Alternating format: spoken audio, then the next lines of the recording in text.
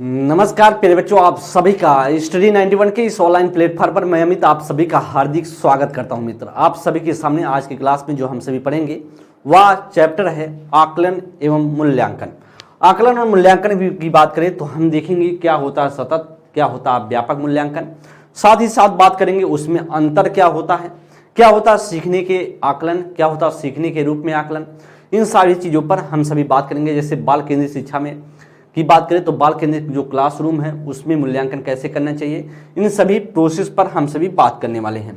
तो बेहतरीन तरीके से साथ साथ बात करेंगे हम सभी सतत और व्यापक मूल्यांकन से संबंधित प्रश्न की चर्चा भी करने वाले हैं। क्या करेंगे? चर्चा भी करेंगे इस पर आधारित प्रश्नों की, और देखेंगे इसके बाद एक इन्फॉर्मेशन है, वह इन्फॉर्मेशन की बात करें आप सभी की इंडिविजुअल क्लास के बारे में है। साथ ही साथ बात करें हिंदी की इंडिविजुअल क्लास से आप सभी जुड़ सकते हैं, कंप्लीट कोर्स होगा दोस्त। साथ ही साथ बात करें 1 साल की वैधता के साथ आपको यह क्लासेस प्रोवाइड होगा और 130 प्लस घंटे की क्लासेस आपको मिलेगा। 2 नंबर आपके सामने दिखाई दे रहा है, यहाँ पर कोई दिक्कत हो तो आप सभी संपर्क कर सकते हैं। अब हम सभी बात करेंगे दोस्त, वह बात करने वाले हैं क्वेश्चन पर, देखेंगे सीखने का प्रयास करेंगे। सतत और व्यापक मूल्यांकन से संबंधित प्रश्न होने वाला है और बेहतरीन क्वेश्चन होगा, बताने का कोशिश करेंगे आप सभी। सतत तथा व्यापक मूल्यांकन का प्राथमिक उद्देश्य क्या है? करा दोस्त आपसे पूछ रहा है क्या उद्देश्य है? करा छात्रों के प्रदर्शन की एक दूसरे से तुलना करना, या फिर करा छात्रों की समझ को आंकना और पाठ्यक्रम तथा शिक्षा शास्त्र को उसके अनुसार रूपांतरित करना, या छात्रों का उनके प्रदर्शन के अनुसार वर्गीकरण करना, या छात्रों को किसी विषय में सफल व विफल घोषित करना। तो सतत और व्यापक मूल्यांकन का उद्देश्य क्या होता है, ऐसा आपसे प्रश्न पूछ रहा है। तो आप जानते हैं, कहते हैं जब भैया सतत और व्यापक मूल्यांकन करें किसी का, तो किसी बच्चे का किसी बच्चे से तुलना नहीं करना, सबसे बड़ी बात तो यह है। तो इसमें से ऑप्शन में कह रहा है कि छात्रों के प्रदर्शन का एक दूसरे से तुलना करना, तो इसका मतलब तुलना करना अपने आप में गलत है और सेंटेंस पूरी तरीके से रॉन्ग है। गलत। छात्रों की समझ को आंकना और मूल्यांकन का उद्देश्य क्या होता है? जो इवेल्युएशन होता है उसका उद्देश्य होता है उसके बच्चे के समझ को हम क्या करते हैं? आंकते हैं, और पाठ्यक्रम को या शिक्षा शास्त्र को उसी हिसाब से क्या करते हैं? चेंज कर देते हैं, रूपांतरित करते हैं। राइट ऑप्शन होगा B is the right option. छात्रों के प्रदर्शन के अनुसार वर्गीकरण करना एकदम नहीं है, क्योंकि जब वर्गीकरण करेंगे इसका मतलब है समावेशी क्लासरूम का क्या होगा? समावेशी क्लासरूम का, समावेशी शिक्षा का हो जाएगा हनन। इसलिए आपको ऐसा भी चीजें करने की जरूरत नहीं है। करा डी में करा सफल और विफल घोषित करना, इसका मतलब है आपको ऐसा बांटना नहीं है, गलत होगा दोस्त, और राइट ऑप्शन होगा B is the right option. Next question पर चलेंगे। करा अभिकथन ए शिक्षकों को मानकीकृत पाठ्यक्रम, शिक्षा शास्त्र और मूल्यांकन के तरीकों का पालन करना चाहिए। कारण में कहा कि शैक्षिक प्रणालियों को बच्चों के बीच व्यक्तिगत मतभेदों को नजरअंदाज करना चाहिए और उन्हें खारिज करना चाहिए। तो कह रहा ए और आर दोनों सही हैं, आर व्याख्या करता एक ही, या फिर कह रहा ए आर दोनों सही हैं लेकिन आर व्याख्या नहीं करता एक ही, या फिर कह रहा ए सही है लेकिन आर गलत है और ए और आर दोनों गलत हैं। क्वेश्चन बताएंगे इसमें से क्या राइट आंसर होगा। अच्छा क्वेश्चन बताने का प्रयास करेंगे दोस्त। तो आप जानते हैं जो शिक्षकों को मानकीकृत पाठ्यक्रम तो एकदम गलत है अपने आप में। क्या दोस्त? यहां पर मानकीकृत पाठ्यक्रम नहीं होगा, यहां पर अगर लचीलापन पाठ्यक्रम होता तो क्या होता? राइट होता। जो हमारा बात किया जाए जो एनईपी है, वह एनईपी की बात करें तो एनईपी कहती है भाई जो सिलेबस होना चाहिए बच्चे का वो लचीलापन होना चाहिए, एकदम अपने आप में सेंटेंस पूरी तरीके से रॉन्ग है। कह रहा बी कारण की बात कर रहा है, कह रहा कि जो व्यक्ति मतभेद है, मतलब जो इंडिविजुअल जो डिफरेंसेस है बच्चों में, उनको एकदम खारिज कर देना चाहिए। भाई एकदम खारिज करेंगे तो फिर तुलना करना लगेंगे, और तुलना आपको करना नहीं, इसका मतलब है कारण भी गलत है, कथन भी गलत है। राइट ऑप्शन होगा D is the right option. Next question पर हम चलेंगे। नेक्स्ट क्वेश्चन की बात करें, 3rd नंबर क्वेश्चन के लिए बताएं। करा कि क्वेश्चन पढ़ेंगे, करा सीखने के आकलन के बजाय सीखने के लिए आकलन पर ध्यान देना चाहिए। करा सुनिश्चित करने के लिए इनमें से क्या शामिल करना महत्वपूर्ण है? करा स्व मूल्यांकन, सहकर्मी मूल्यांकन, गुणात्मक प्रतिक्रिया, या मात्रात्मक मापदंडों के आधार पर छात्रों के बीच तुलना करना। बताएंगे 3rd नंबर के लिए बताएंगे। करा इसमें बता रखा है कि आपका 3rd है या 4th है, या 1st 2nd 3rd है, या 2nd 3rd 4th है, या 1st 2nd 3rd और 4th है। दोस्त बताएंगे 2nd नंबर के लिए क्या इसमें से राइट आंसर हो सकता है। दोस्त बताएंगे इसमें से क्या राइट ऑप्शन हो सकता है? बेहतरीन क्वेश्चन बताने का प्रयास करेंगे। तो आप जानते हैं सीखने के आकलन के बजाय सीखने के लिए आकलन पर जोर देना चाहिए, क्योंकि सीखने के लिए आकलन की बात करें, सीखने के लिए आकलन कब होता है? तो यह पहले होता है। कब होता है? पूर्व में होता है। कब होता है दोस्त? पूर्व में होता है। और बात करें सीखने का आकलन कब होता है?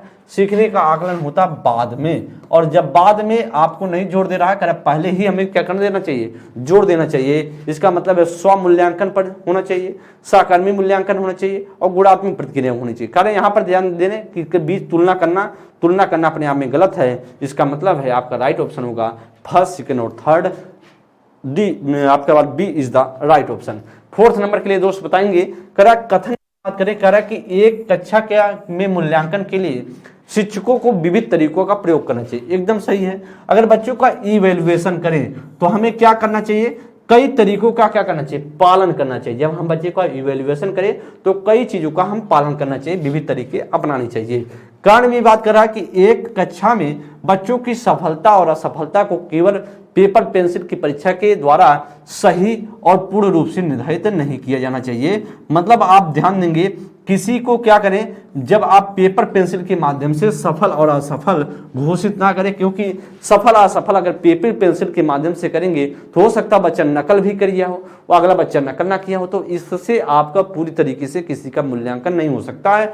तो क्वेश्चन ऑप्शन जो दोस्त करा है, ऑप्शन में करा कि ए और आर क्या है? ए और आर दोनों सही हैं। आर व्याख्या करता ए की, और ए आर दोनों सही है लेकिन आर व्याख्या नहीं करता ए की, या फिर ए सही है लेकिन आर गलत है, या फिर ए और आर दोनों गलत हैं।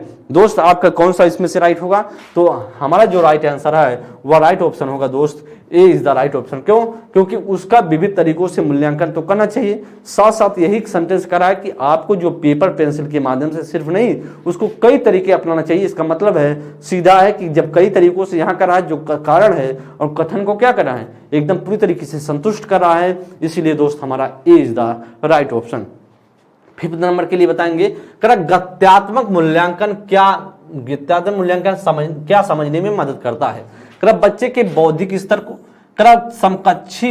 समकक्षियों की तुलना में छात्रों को संबंधित पद को, या फिर कह रहा है कि बच्चे के विशिष्ट अधिगम आवश्यकताओं को, या कि बच्चा सामान्य नियमित विद्यालय में पढ़ने के लायक है या नहीं है। गत्यात्मक मूल्यांकन किसके लिए प्रयोग किया जाता है, ऐसा आपसे प्रश्न पूछ रहा है। तो दोस्त करें गत्यात्मक मूल्यांकन किसके लिए होता है? दोस्त बताएंगे दोस्त किसके लिए होता है। तो आप जानते हैं बच्चों के जो विशिष्ट आवश्यकता है, बच्चा लर्निंग मतलब स्पेसिफिक लर्निंग की बात करें, उसकी जो आवश्यकता नेसेसरी है बच्चे की, उसके लिए क्या किया जाता है? गत्यात्मक मूल्यांकन की बात की जाती है। जो गत्यात्मक मूल्यांकन का यूज किया जाता है वह गत्यात्मक मूल्यांकन का यूज किसके लिए किया जाता है? बच्चे की जो विशिष्ट अधिगम आवश्यकताएं हैं उसके लिए हम प्रयोग करते हैं गत्यात्मक मूल्यांकन का। राइट ऑप्शन होगा C is the right option. Next question पर चलेंगे, परीक्षा में कम अंक पाने वाले विद्यार्थी को क्या करना चाहिए? जो कम बच्चे में क्लास में कम अंक पा रहा है उसकी क्या बात है, क्या करना चाहिए? विशिष्ट विद्यालय में भेज देना चाहिए। भाई मूल्यांकन आपकी बच्चा नंबर कम पाया, अब क्या करेंगे आप? विशिष्ट विद्यालय में भेज देना चाहिए। केवल व्यवसायिक शिक्षा पाने के लिए मार्गदर्शन देना चाहिए, या दंड देना चाहिए, या उनकी व्यक्तिगत आवश्यकताओं के अनुसार सहायता देनी चाहिए। भैया जब बच्चा परीक्षाओं में नंबर कम पा जाता है तो सबसे पहली बात करें तो बच्चा, आपको पता चलेगा बच्चा नंबर कम पा रहा है, तो उसकी जो आवश्यकता है, जो व्यक्तिगत आवश्यकता है बच्चे को ध्यान में रखते हुए उसकी हम क्या करेंगे? सहायता करेंगे। इसीलिए दोस्त हमारा क्या होगा? What D is the right option होगा। सी में बात करें, दंड देना चाहिए। भाई किसी को नंबर कम पाया है तो उसे मारेंगे पीटेंगे, भाई कोई न कोई कारण हो सकता है, रीजन हो सकता है, इसलिए सी नहीं होगा। केवल व्यवसायिक शिक्षा देना चाहिए, एकदम बात गलत है। और विशिष्ट विद्यालय में भेज देना चाहिए। तो आप जानते हैं किसी बच्चे को विशिष्ट विद्यालय में नहीं भेजना है, उसे समावेशी क्लासरूम में ही, समावेशी कक्षा में ही क्या देना चाहिए? समावेशी कक्षा में क्या देना चाहिए? शिक्षा देनी चाहिए। इसलिए ऐसा कुछ करने की कोई जरूरत नहीं है। तो राइट ऑप्शन जो होगा वह D is the right option. चलेंगे 7 नंबर के लिए दोस्त बताएं, कथन है आपके सामने। शिक्षकों को बच्चों का आकलन करने के लिए विविध प्रकार की आकलन तकनीक आकलन तकनीक और विधियों का पालन करना चाहिए। एकदम बात सही है कि जब शिक्षक को बच्चों का आकलन कर रहा हो तो क्या करना चाहिए, विविध तरीके से क्या करना चाहिए, बच्चे का व विधियों का प्रयोग करना चाहिए। फिर कह रहा है कि तर्क में क्या कर रहा है, कहे कोई भी मूल्यांकन तकनीक बच्चे के प्रगति और विकास के क्षेत्रों के बारे में जानकारी प्रदान करने में सक्षम नहीं है। कोई ऐसा मूल्यांकन बना ही नहीं है जो बच्चे की प्रगति को एकदम सटीक तरीके से माप सके। तो ऑप्शन में कह रहा है कि ए और आर दोनों सही हैं, और आर व्याख्या करता है ए की, कह रहा है ए और आर दोनों सही हैं लेकिन आर व्याख्या नहीं करता ए की, ए सही है लेकिन आर गलत है, और ए आर दोनों गलत हैं। बताएंगे दोस्त इसमें से कौन सा राइट हो सकता है।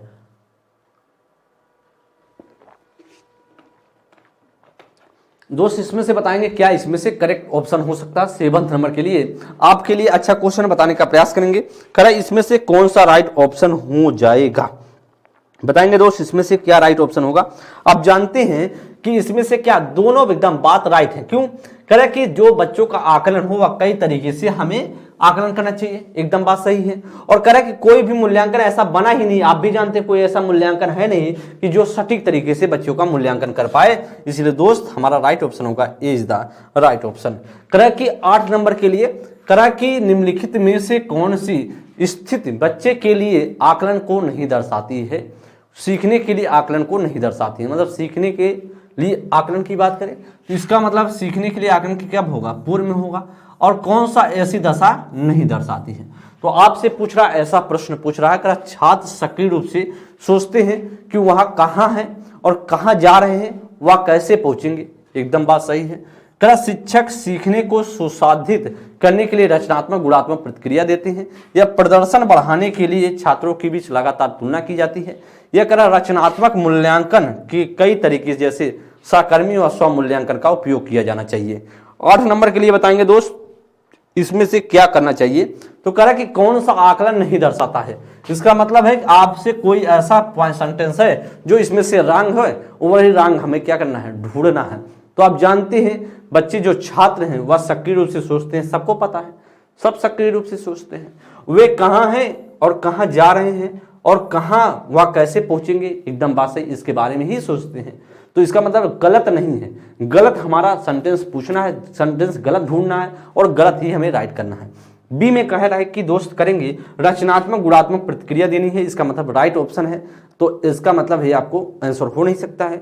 सी में क्या करा कि तुलना करना चाहिए, लगातार तुलना करना चाहिए। क्या दोस्त, किसी बच्चे का किसी बच्चे से तुलना करना नहीं है प्रदर्शन को बढ़ाने के लिए। इसीलिए जो गलत है सेंटेंस वही क्या होगा, राइट होगा। C is the right option. 9th number के लिए बच्चों के मूल्यांकन के बारे में निम्नलिखित में से कौन सा कथन सही नहीं है। कौन सा ऐसा मूल्यांकन के बारे में सेंटेंस सही नहीं है। मूल्यांकन का प्रयोग सीखने को सुसाध्य करने के लिए किया जाना चाहिए तथा विविध तरीकों से शामिल किया जाना चाहिए।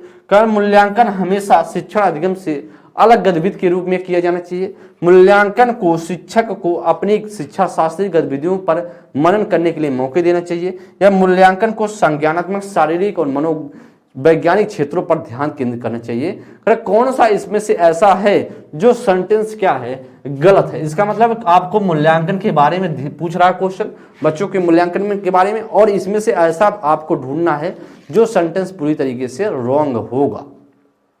बताएंगे दोस्त इसमें से क्या राइट हो सकता है। बताएंगे, क्वेश्चन अच्छा है, बताने का प्रयास करेंगे क्या इसमें से करेक्ट होगा। 9th नंबर के लिए बताने का प्रयास कीजिए आप सभी, क्या हो सकता है। अच्छा क्वेश्चन है, बताने का प्रयास कीजिए आप सभी।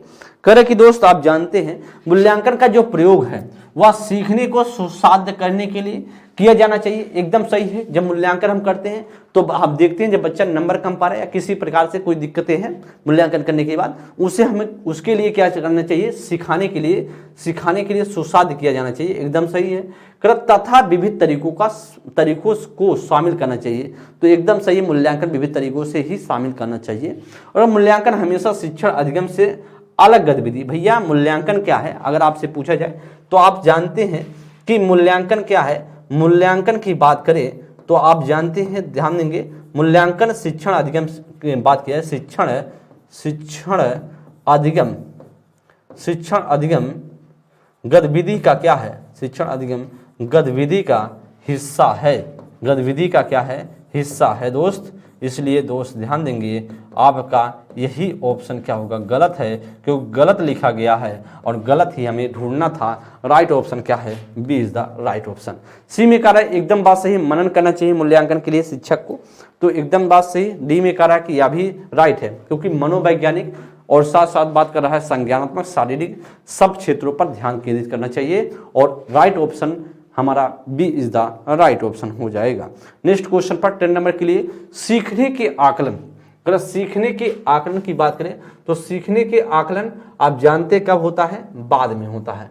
अगर सीखने के आकलन के बजाय सीखने के लिए आकलन मतलब आपका पूर्व में हो जाए, जब पूर्व में आप आकलन कोई कर लेते हैं पहले तो सीखने के लिए आकलन बोला जाता है। निम्नलिखित में से एक शिक्षक को क्या करना चाहिए, विद्यार्थियों को केवल संज्ञानात्मक क्षेत्रों पर ध्यान केंद्रित करना चाहिए, शिक्षण अधिगम को दैनिक प्रक्रिया में आकलन को शामिल कर देना चाहिए, सीधे निर्देश की विधि द्वारा शिक्षण को करें, या फिर कह रहा है प्रतिस्पर्धा की भावना को बढ़ावा देने के लिए बच्चों के बीच तुलना पर जोर देना चाहिए। 10 नंबर के लिए दोस्त बताएंगे क्या राइट ऑप्शन हो सकता है। क्वेश्चन अच्छा है, बताने का प्रयास करेंगे, ध्यान देते हैं क्वेश्चन को, अब समझने की प्रयास करते हैं। तो कहा कि इसमें जो सीखने के आकलन के बजाय सीखने के लिए आकलन पर जोर देनी चाहिए, तो यह कहता है केवल करा संज्ञानात्मक क्षमताओं के लिए, तो भाई साहब आपका यह क्या है, एकदम पूरी तरीके से गलत है, क्योंकि हमें ढूंढना है सही कौन सा सेंटेंस सही है, कौन सा सीखने के आकलन के बजाय सीखने का आकलन की ओर जोर दे रहा है, सीखने के लिए आकलन पर जोर दे रहा है, इस पर हमको ढूंढना है। तो यार दोस्त हमारा सिर्फ केवल संज्ञानात्मक क्षेत्र का हम आकलन नहीं करते, वह सभी पक्ष का करते हैं, इसलिए यह गलत है। करें शिक्षण अधिगम को दैनिक जीवन का आकलन का हिस्सा होना चाहिए, एकदम सही है। दैनिक प्रक्रिया क्या होना चाहिए, वह हिस्सा होना चाहिए, बी ऑप्शन राइट होगा। सीधे निर्देश, भाई निर्देश आपको देना ही नहीं है, गलत होगा।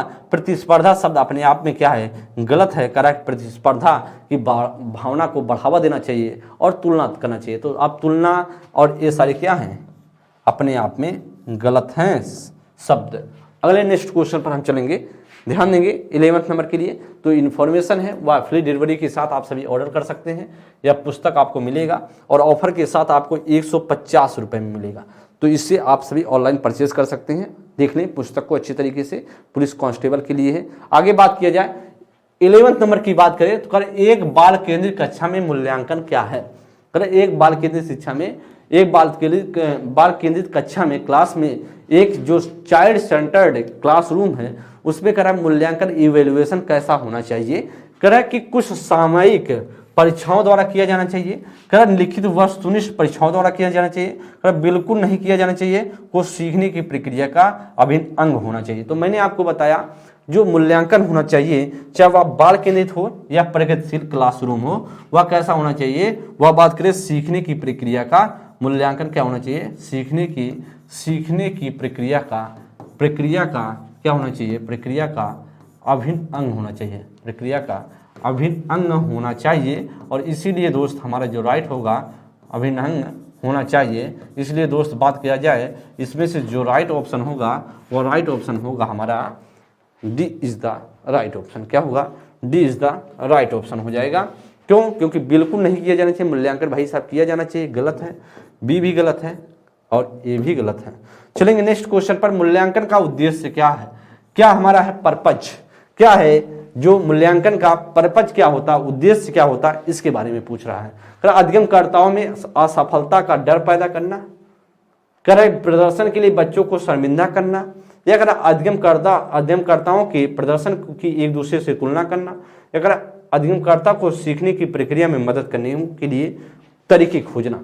तो आप जानते हैं दोस्त मूल्यांकन का जो पर्पज है, जो हमारा उद्देश्य मूल्यांकन जो इवेल्युएशन करते हैं वह क्या करते हैं, सहायता करने के लिए करते हैं, सीखने की किसके लिए, सीखने की प्रक्रिया के लिए क्या करते हैं, सीखने की प्रक्रिया जो सीखने का प्रोसेस है उसके लिए क्या करना, मदद करना हमारा क्या होता है, उद्देश्य होता है। और अधिगमकर्ता का मतलब होता है लर्नर, जो अधिगमकर्ता लर्नर की बात करें तो स्टूडेंट ही होगा जो सीख रहा है, उसको हम क्या सीखने की प्रक्रिया में मदद करने का हमारा होता है उद्देश्य। राइट ऑप्शन होगा D is the right option. और करा कि पहले में करा कि असफलता का डर पैदा करने, भाई हम डर पैदा करेंगे क्या, हम किसी बच्चे का मूल्यांकन करते हैं डर पैदा करने के लिए, नहीं दोस्त।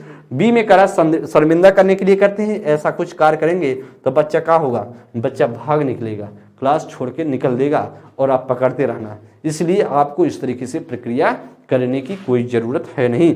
आगे बात करेंगे 13 नंबर के लिए बच्चे के आकलन की बात कर रहा है, मूल्यांकन की बात कर रहा है। बच्चों के मूल्यांकन की बात कर रहा है। केवल व्यक्तिगत विद्यार्थियों के मूल्यांकन के सबूत प्रदान करने के लिए किया जाना चाहिए। का उद्देश्य बच्चों की तुलना करके उन्हें तदनुसार नामांकित किया जाना चाहिए। निष्पक्ष पेपर पेंसिल परीक्षा द्वारा केवल साल के अंत में किया जाना चाहिए। या गतिक होना चाहिए और उन कौशलों की पहचान करने के लिए जो बच्चे के मौजूद हैं और सीखने की बात करें, सीखने की वह कौशल जिसमें उसमें क्षमता है। तो बताएंगे क्वेश्चन अच्छा है, बताने का प्रयास करेंगे इसमें से क्या राइट हो सकता है।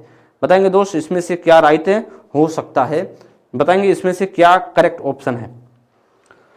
तो दोस्त आप जानते हैं जो मूल्यांकन की बात किया जाए तो आप जानते हैं बच्चों के मूल्यांकन की जब आप बात करते हैं सिर्फ केवल व्यक्तिगत, एकदम गलत।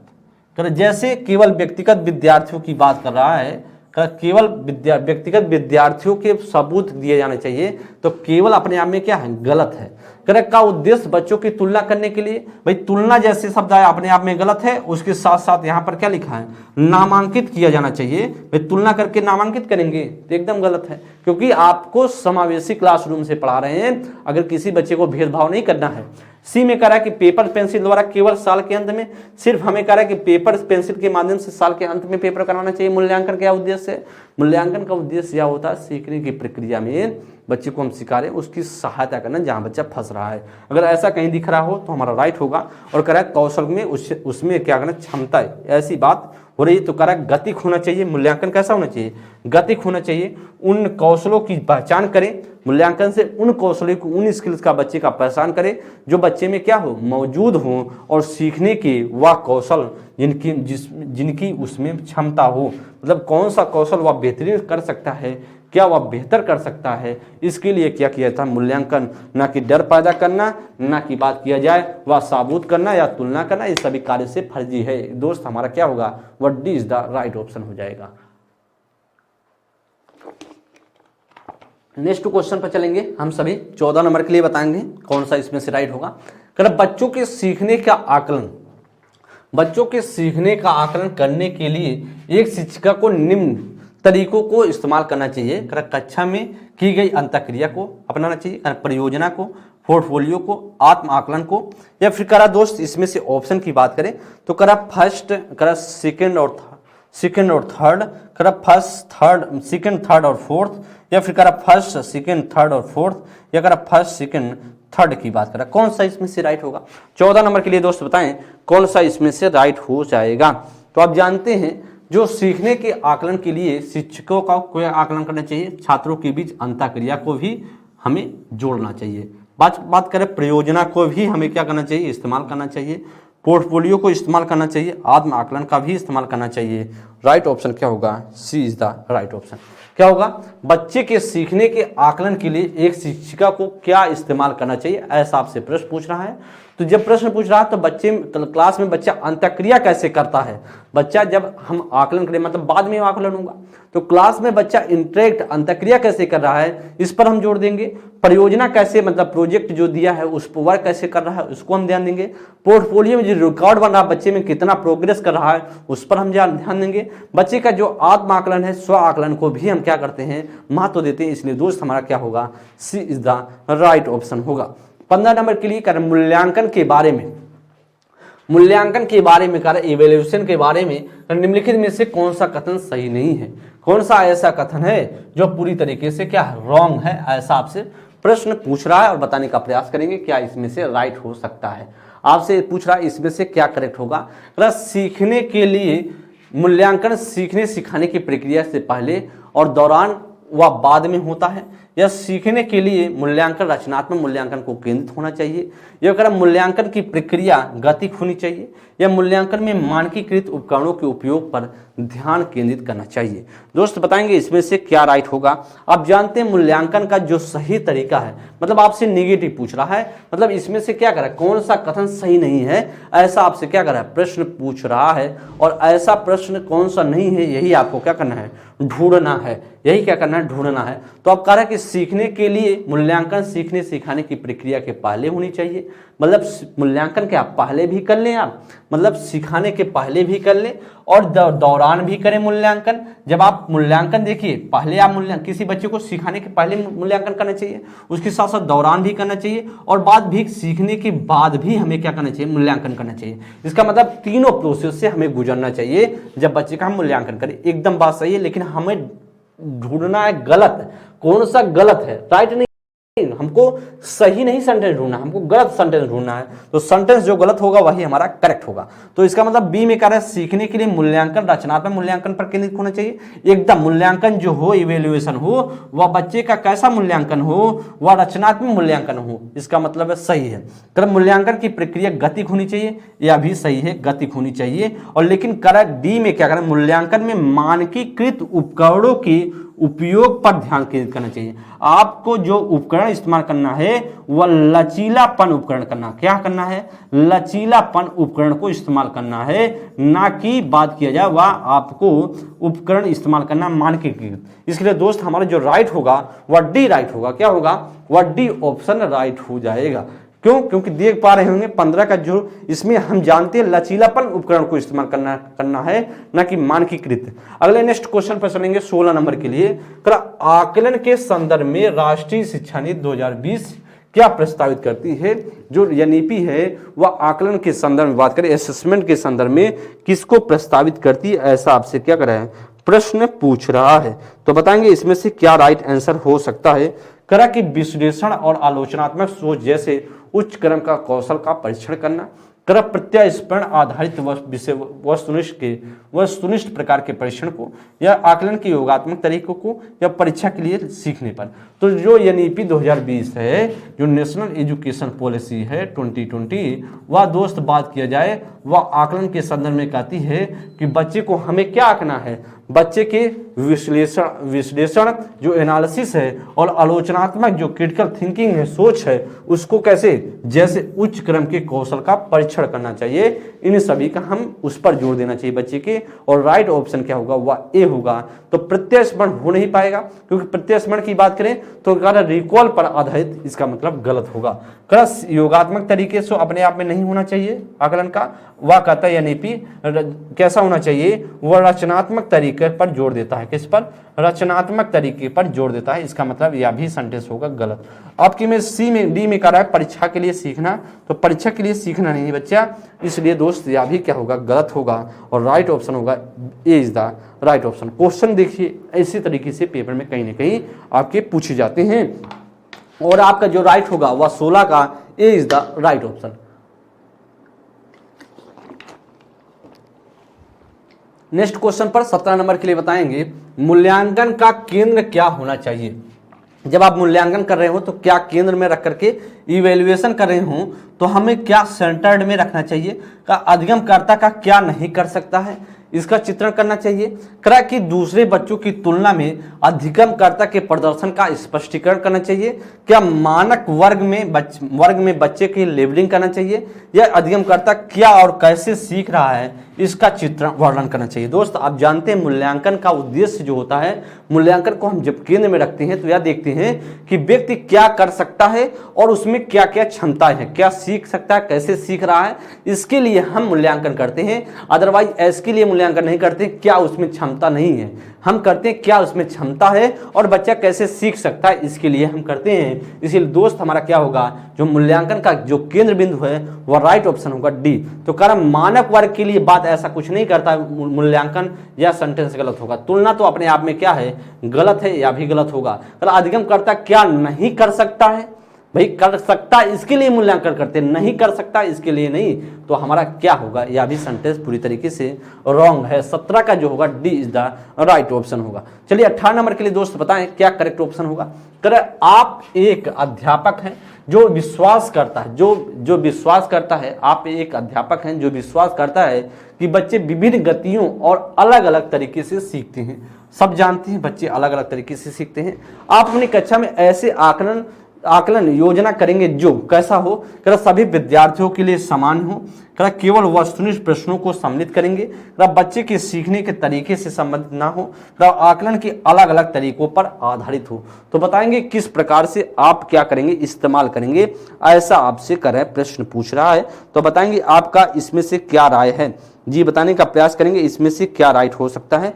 तो दोस्त आप जानते हैं आप एक टीचर हैं, आप क्या हैं, आप एक अध्यापक हैं जो विश्वास करता है कि बच्चे की जो विभिन्न गतियां हैं उसके क्या अलग अलग तरीके से सीखते हैं। क्योंकि सीखते हैं क्यों बच्चे, क्योंकि वैयक्तिक भिन्नताएं हैं। जब वैयक्तिक भिन्नताएं होंगी तो बच्चा अलग अलग तरीके से सीखेगा ही सीखेगा। इसलिए सभी विद्यार्थियों के लिए समान हो, भाई सभी बच्चों के लिए समान पर जोर कैसे देंगे हम आकलन को, क्योंकि सभी बच्चे में वैयक्तिक भिन्नता है तो सामान्य तरीके से नहीं होता, समान तरीके से नहीं हो सकता।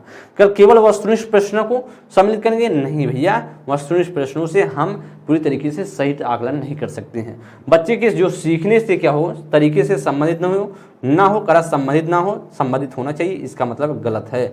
करा कि आकलन का कैसा होना चाहिए, आकलन के अलग अलग तरीकों पर आधारित हो, तब जाकर हम बेहतरीन तरीके से बच्चे का आकलन कर सकते हैं। राइट ऑप्शन होगा, D is the right option.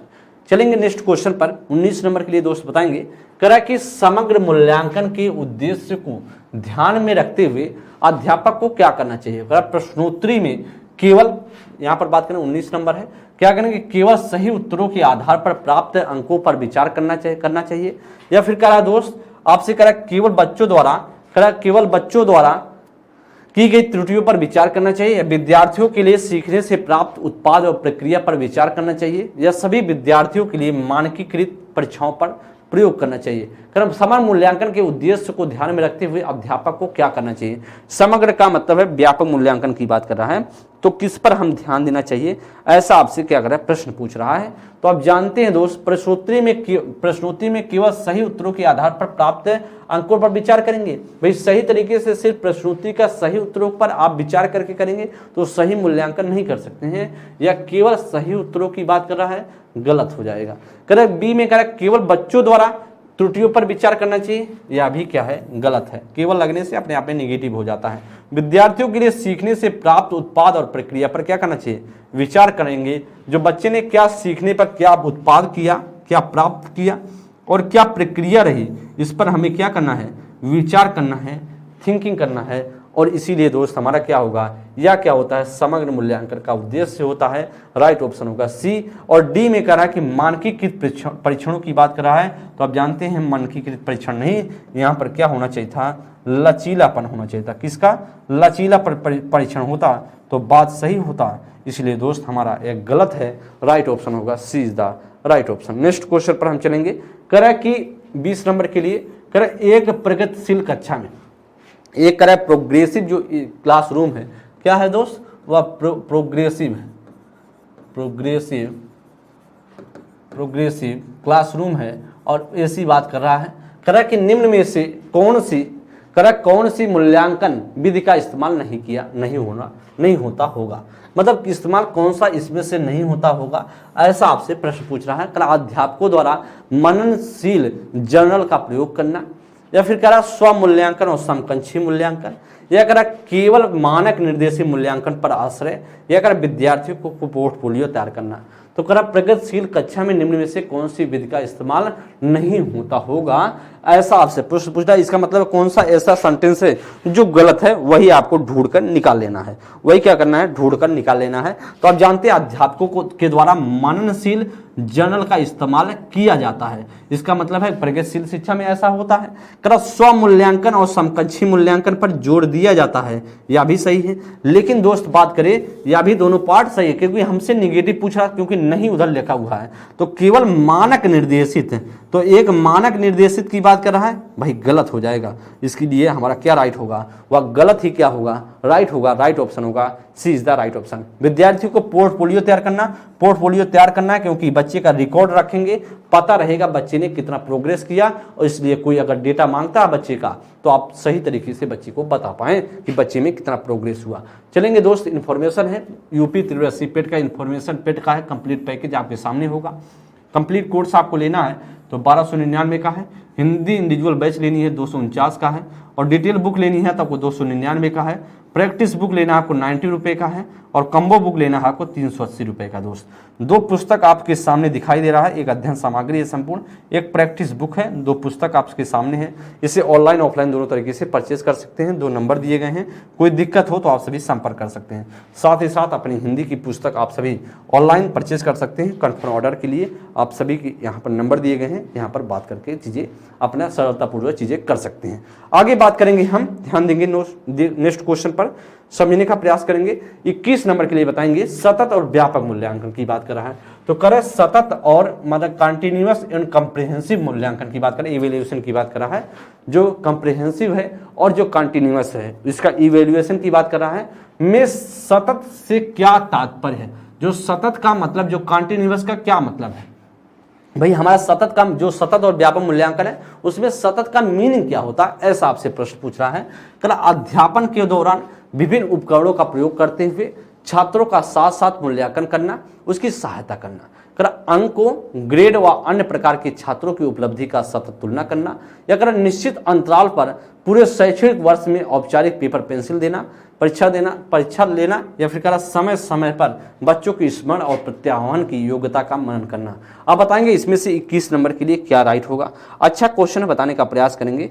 तो आप जानते हैं सतत और व्यापक की बात करें तो सतत की बात जो कंटिन्यूअस कहता है, वह अध्यापन के दौरान जब आप पढ़ रहे हो उसके जो दौरान जो प्रोसेस हो रहा है, उसके विभिन्न उपकरणों में का प्रयोग करते हुए, जो विभिन्न उपकरण है उसका प्रयोग करते हुए क्या करना, हमें छात्रों का साथ साथ मूल्यांकन करना चाहिए और उसकी सहायता करनी चाहिए। जब हम बच्चों को, जैसे सतत का मतलब होगा जब बच्चे का हम इवैल्यूएशन करें तो हम उसकी कमियों को समझ पाए, उसके बारे में समझ पाए, और उसके साथ साथ जानने के बाद हमें मदद करने की जो जरूरत होती है, जो हम मदद करते हैं उसी को बोला जाता है सतत मूल्यांकन। और राइट ऑप्शन होगा A is the right option.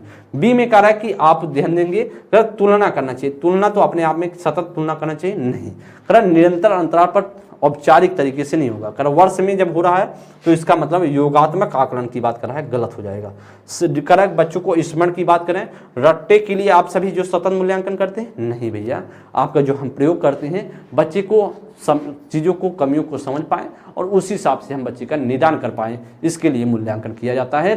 दोस्त हमारा जो राइट होगा वह ए इज द राइट ऑप्शन हो जाएगा। नेक्स्ट क्वेश्चन पर चलेंगे। 22 नंबर के लिए कह रहा है कि निर्माणात्मक आकलन का प्रयोग मुख्यतः किसके लिए होता है।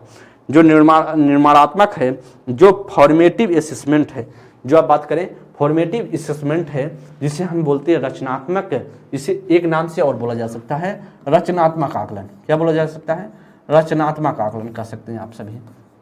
भाई रचनात्मक आकलन का प्रयोग मुख्यतः किसके लिए किया जाता है, जो फॉर्मेटिव असेसमेंट होता है, शिक्षकों को तार्किक आधार पर परीक्षा पत्र तैयार करने के लिए किया जाता है क्या, या शिक्षकों को बेहतर योजना बनाने के लिए एवं विद्यार्थियों की बात करें, विद्यार्थियों को सहयोगात्मक और गैर मूल्यांकित प्रतिपुष्टि देने के लिए किया जाता है, या फिर कह रहा परीक्षाओं में परीक्षा देने के बेहतर कौशल विकसित करने के लिए किया जाता है, या फिर कह रहा अलग अलग क्षमताओं वाले विद्यार्थियों को उपयुक्त रूप से पहचान करने के लिए किया जाता है। बताएंगे रचनात्मक मूल्यांकन का क्या उद्देश्य होता है। क्वेश्चन अच्छा है, बता सकते हैं आप सभी दोस्त, क्या इसमें से बेहतरीन ऑप्शन होगा।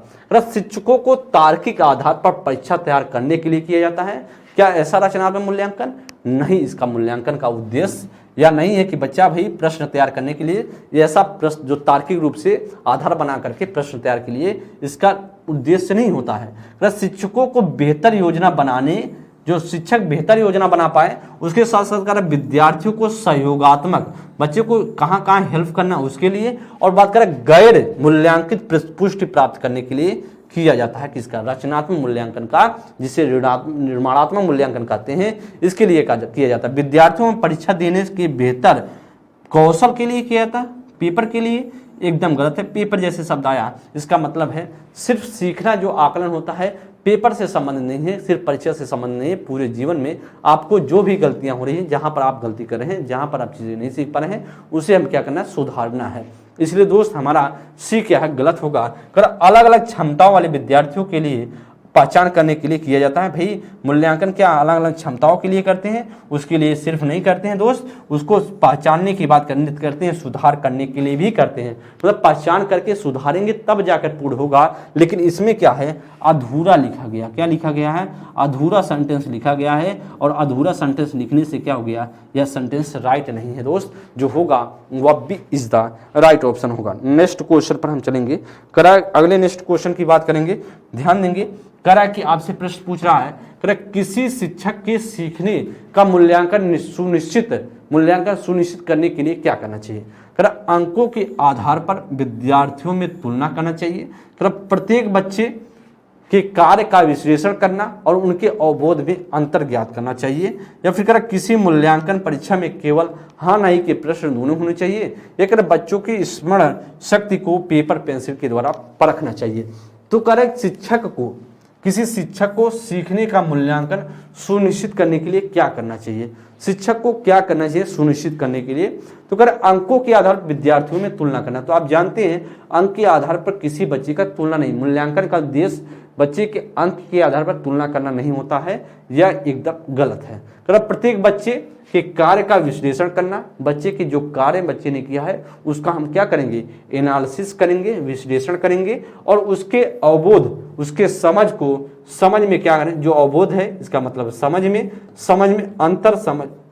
में अंतर ज्ञात करनी चाहिए कि बच्चा भाई समझने में कितना पीछे है, कितना हेल्प करना है, कितना मेहनत करे फिर आगे बढ़े, इसके लिए किया जाता है। और राइट ऑप्शन होगा B is the right option.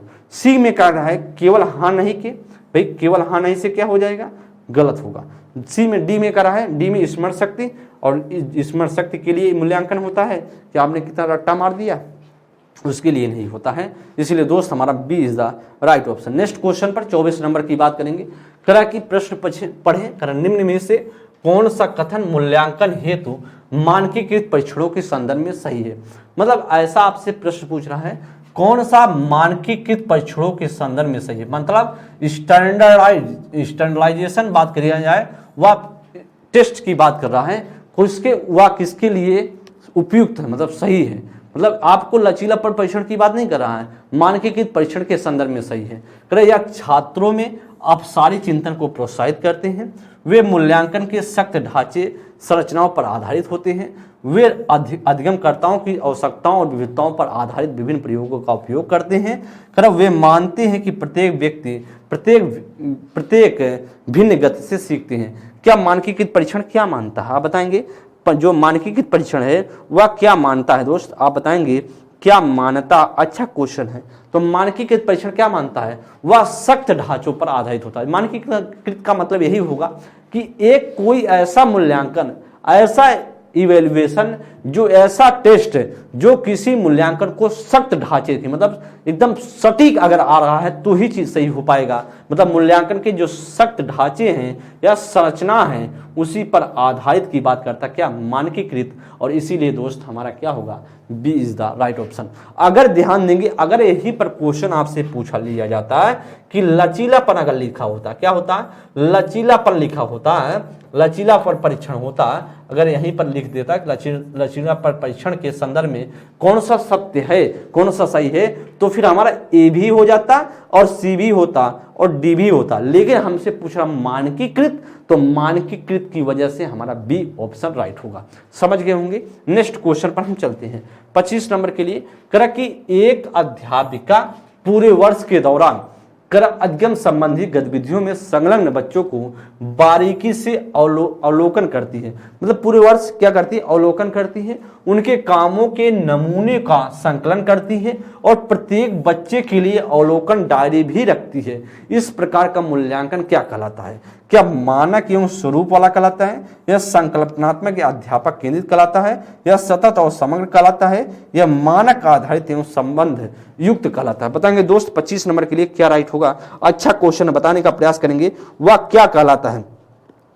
दोस्त आप जानते हैं पूरे करे कि एक अध्यापिका है, एक कोई टीचर है, वह क्या कर रही है भाई, वह पूरे वर्ष क्या करती है, पूरे वर्ष के दौरान जो अधिगम संबंधी गतिविधियां, एक्टिविटीज है, लर्निंग संबंधी जो रिलेटेड संबंधी जो एक्टिविटीज हैं उसको क्या बारीकियों से अवलोकन करती है और उसके साथ साथ क्या नमूने का संकलन करती है, मतलब उसमें क्या क्या अच्छाइयाँ क्या क्या बुराइयाँ हैं सबका संकलन कर रही है, इकट्ठा कर रही है। तो इसमें कौन सा होगा? तो दोस्त वह मानक एवं स्वरूप नहीं होगा, वह संकल्पनात्मक और अध्यापक केंद्रित नहीं है, वह क्या कहलाता?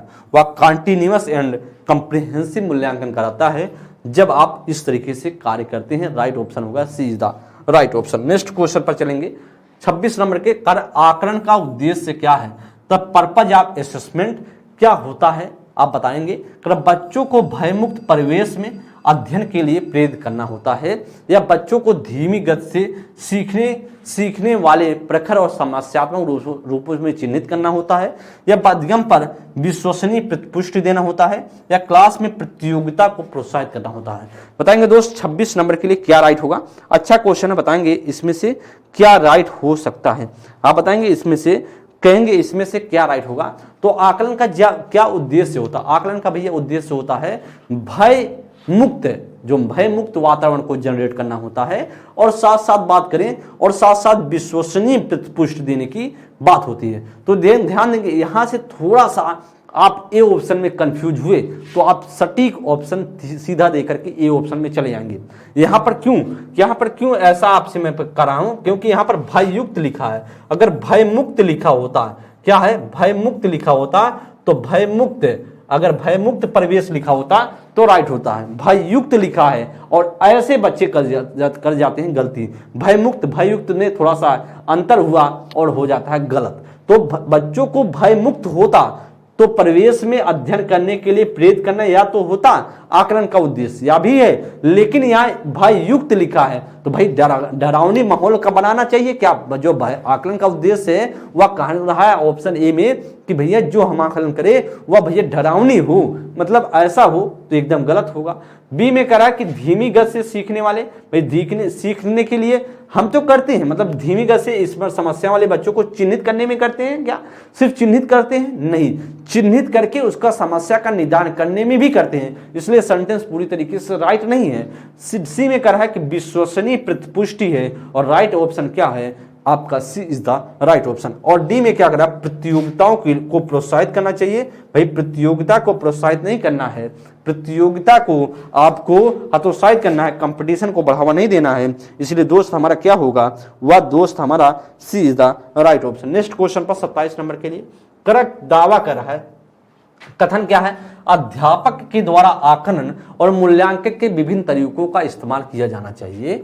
करा कि तर्क में कह रहा है कि मूल्यांकन का उद्देश्य अच्छा निष्पादन करने वाले विद्यार्थियों को शीर्ष कक्षा से पृथक करना चाहिए। तो बताएंगे क्या होगा, क्या इसमें से राइट होगा? कह रहा ए और आर दोनों सही हैं और आर व्याख्या करता है एक ही। कह रहा ए और आर दोनों सही हैं लेकिन आर व्याख्या नहीं करता एक ही। कह रहा ए सही है लेकिन आर गलत है। कह रहा ए और आर दोनों गलत हैं। दोस्त बताएंगे 27 नंबर के लिए क्या राइट ऑप्शन हो सकता है? अच्छा क्वेश्चन बताने का प्रयास करेंगे क्या इसमें से होगा। तो आप जानते हैं अध्यापक द्वारा जो असेसमेंट है, आकलन है, जो मूल्यांकन का है और इवैल्यूएशन है, मतलब असेसमेंट और इवैल्यूएशन के विभिन्न तरीकों का इस्तेमाल करना चाहिए। सही बात है भैया, जब हम मूल्यांकन किसी बच्चे का करें या आकलन किसी बच्चे का करें तो हम कई तरीकों का इस्तेमाल करना चाहिए। इसका मतलब एकदम पूरी तरीके से सेंटेंस क्या है? राइट है।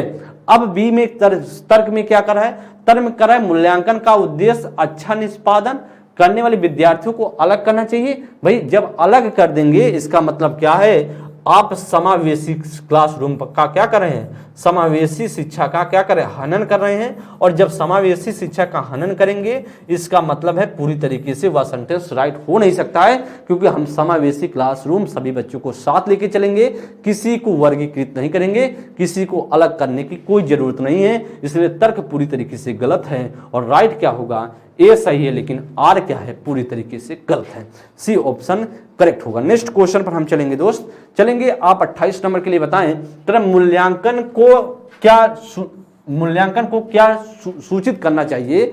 वह कार्य जो विद्यार्थी नहीं कर सकता है, दूसरे की तुलना में विद्यार्थी का प्रदर्शन, या विद्यार्थी क्या कैसे सीख रहा है इसका विस्तृत ब्यौरा, या उपयुक्त उपनाम या जैसे मंद बुद्धि, कुशल बुद्धि इत्यादि से विद्यार्थी का उल्लेख करना चाहिए। तो बताएंगे इसमें से क्या राइट होगा। 28 नंबर के लिए अच्छा क्वेश्चन है, बताने का प्रयास करेंगे इसमें से क्या राइट होगा। दोस्त आप जानते हैं मूल्यांकन का क्या सूचित करना चाहिए, मूल्यांकन को क्या को क्या सूचित करना चाहिए, ऐसा प्रश्न आपसे है। तो वह कार्य जो विद्यार्थी को नहीं कर सकता, इसके लिए करते हैं क्या, विद्यार्थी क्या कर सकता है, इसके लिए करते हैं क्या, विद्यार्थी क्या कर सकता है, क्या कर सकता है, इसके लिए हम करते हैं। लेकिन जो क्या नहीं कर सकता इसके लिए नहीं करते हैं, इसका मतलब है सेंटेंस पूरी तरीके से गलत है। क्या कर सकता है इसके लिए करते हैं। विद्यार्थी में तुलना, विद्यार्थी की तुलना, विद्यार्थियों का प्रदर्शन, भाई तुलना तो एकदम अपने आप में क्या है, अपने आप में क्या है, तुलना अपने आप में गलत है, इसका मतलब है यहां से सेंटेंस गलत। सी में कह रहा है कि विद्यार्थी क्या और कैसे सीख रहा है, इसका विस्तृत ब्यौरा एकदम सही है। क्या और कैसे सीख रहा है और कैसे सीखने की प्रक्रिया पर आगे बढ़ रहा है, इसके लिए हम क्या करते हैं, विस्तृत ब्यौरा करते हैं। उपनाम जैसे, भाई हम बताइए, आप किसी बच्चे का मूल्यांकन करने की बात कहेंगे, भाई तुम मंद बुद्धि की हो, तुम प्रतिभाशाली बुद्धि की हो, तुम जड़ बुद्धि हो, इस तरीके से काम करेंगे, इस तरीके से काम करेंगे तो बच्चा आज 2 दिन 3 दिन आएगा, तीसरे चौथे दिन से भाग जाएगा। तो आप भगाने के लिए नहीं गए विद्यालय में, पढ़ाने के लिए गए हैं। इसलिए दोस्त इस प्रकार से आप किसी बच्चे को मंद बुद्धि, कुशल बुद्धि इत्यादि विद्यार्थियों का उल्लेख नहीं करेंगे। और राइट ऑप्शन होगा वह C is the right option. 29 number के लिए बताएंगे, क्रम मूल्यांकन पद्धति का क्या लक्ष्य होना चाहिए। कब विद्यार्थी के जरूरतों और आवश्यकताओं को पहचान करना, क्रम पुरस्कार वितरण हेतु उच्च अंक प्राप्त करने में विद्यार्थियों की पहचान करना, या अगर विद्यार्थियों को नामीकृत करना, या अगर योग्यता आधारित समूहों में विद्यार्थियों को विभाजित करना। तो दोस्त मूल्यांकन पद्धति का जो उद्देश्य होता है वह उद्देश्य होता है कि बच्चों में क्या जरूरतें हैं, बच्चों में क्या जरूरतें हैं और बच्चे में क्या आवश्यकताएं हैं, उसकी हम क्या करते हैं, पहचान करते हैं। मूल्यांकन का या पद्धति का उद्देश्य है, ना की बात करें तो कह रहा है कि यहाँ पर क्या कर रहा है, पुरस्कार देने के लिए उच्च क्रम वाले, भाई एकदम गलत, हम इसके लिए हम नहीं करते हैं, न नामीकृत के लिए करते हैं, ना बात करें हम विभाजित करने के लिए करते हैं। अगर इस तरीके से हम मूल्यांकन का उद्देश्य, हमारा उद्देश्य नहीं होता, हमारा उद्देश्य होता है विद्यार्थियों की जरूरतों और आवश्यकताओं की पहचान करना। क्या बच्चे में जरूरत है उसको हम पहचान करते हैं, उसकी आवश्यकता के अनुसार उसका निराकरण करने की कोशिश करते हैं। दोस्त चलेंगे 30 नंबर क्वेश्चन, आज का लास्ट क्वेश्चन होगा। बताएंगे दोस्त क्या होगा, सतत एवं समग्र मूल्यांकन में क्या शामिल है। केवल संकल्पनात्मक आकलन है, ना तो संरचनात्मक है, ना कि संकल्पनात्मक है। कि विविध प्रकार की रणनीतियों का प्रयोग करते हुए दोनों संरचनात्मक और संकल्पनात्मक आकलन का प्रयोग किया जाता है। केवल संरचनात्मक आकलन है दोस्त, जो सतत और जो व्यापक मूल्यांकन है, सतत और समग्र मूल्यांकन है, जो कॉन्टिन्यूअस और कॉम्प्रिहेंसिव इवैल्यूएशन है, उसका उद्देश्य क्या होता है, उसका उद्देश्य भैया होता है कि विभिन्न प्रकार की जो रणनीतियां हैं उसका प्रयोग करते हुए क्या करना है, दोनों जो संरचनात्मक है और उसके साथ साथ बात करें संकल्पनात्मक है, जो रचनात्मक है और योगात्मक है, इसे क्या बोलेंगे, इसे बोलेंगे रचनात्मक, इसे क्या, संरचनात्मक को रचनात्मक बोलेंगे और संकल्पनात्मक को क्या बोलेंगे, योगात्मक बोलते हैं। क्या बोलते हैं, योगात्मक, क्या बोलते हैं, सेंटेंस थोड़ा सा आपको सरल बना देते हैं। तो योगात्मक आकलन का प्रयोग करते हैं और राइट ऑप्शन होगा हमारा C is the right option. क्या होगा दोस्त, वह C is the right option हो जाएगा। क्या होगा दोस्त, वह C is the right option होगा। या आप सभी का 30 क्वेश्चन थे, आप सभी ने देख लिया दोस्त, आप सभी के सामने 30 क्वेश्चन थे, बेहतरीन क्वेश्चन थे। आप सभी को मैंने प्रयास किया बताने का, सिखाने का, और आकलन और मूल्यांकन से संबंधित जो क्वेश्चन पेपर में आते हैं, बेहतरीन क्वेश्चन पूछे जाते हैं और इसमें से इस तरीके से क्वेश्चन कहीं ना कहीं आपके पेपर में मिलते हैं। तो अच्छे से सीखा होगा, समझा होगा दोस्त। एक बार जब क्लास एंड हो जाए तो एक बार आप सभी पॉजिटिव कमेंट करने की कोशिश कीजिएगा। नेक्स्ट क्लास में नेक्स्ट टॉपिक के साथ आप सभी के सामने हम हाजिर होंगे। तब तक के लिए बहुत बहुत धन्यवाद। थैंक यू मित्र, नमस्कार।